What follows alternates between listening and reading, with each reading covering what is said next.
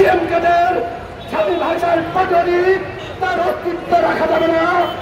ডিএমকেদের স্বামী ভাষার পাটোয়ারি সে কিন্তু আত্মা আত্মা বলে ভারতে পালাইতো।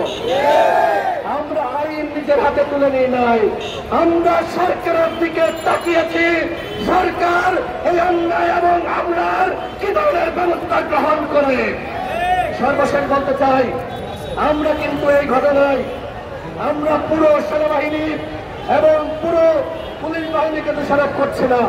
এই বাহিনীর মধ্যে যারা ফাঁসিবাদের দোষর রয়েছে, যারা আমাদের উপর হামলা চালিয়েছে, আমাদের বন্ধুদেরকে লাঞ্ছিত করেছে, কার্যালয়ে হামলা চালিয়েছে, তাদের বিরুদ্ধে ব্যবস্থা নেওয়ার জন্য আমরা আহ্বান জানিয়েছি। আমরা বলেছি সেনাবাহিনী পুলিশ বাহিনী তাদের বেতন আমাদের ভ্যাট এবং ট্যাক্সেস টাকায় দেওয়া হয়।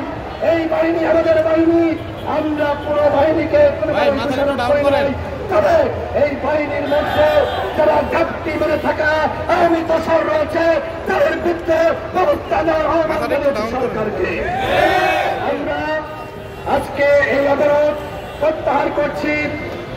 আমরা আগামী শুক্রবার আমি আবারও ঘোষণা করছি আমাদের পরবর্তী কর্মসূচি আগামী 5 সেপ্টেম্বর রোজ শুক্রবার বিকাল 3 ঘটিকায় শাহবাগের জাদুঘরের সামনে আমাদের পরবর্তী কর্মসূচি ফাঁসিবাদ বিরোধী শক্তির সংহতি সমাবেশ।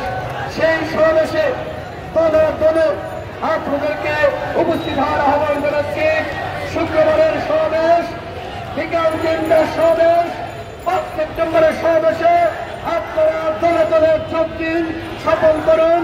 আমাদের সাথে অন্যায় করা হয়েছে, উত্তপ্ত করা হয়েছে, আমাদেরকে আইসিইউতে পাঠানো হয়েছে, অবশ্যই এর বিচার হতেই হবে এবং স্বরাষ্ট্র ব্যবস্থাকে বদলাতে করতে হবে, তীব্র বাণীকে নিশ্চিত করতে হবে।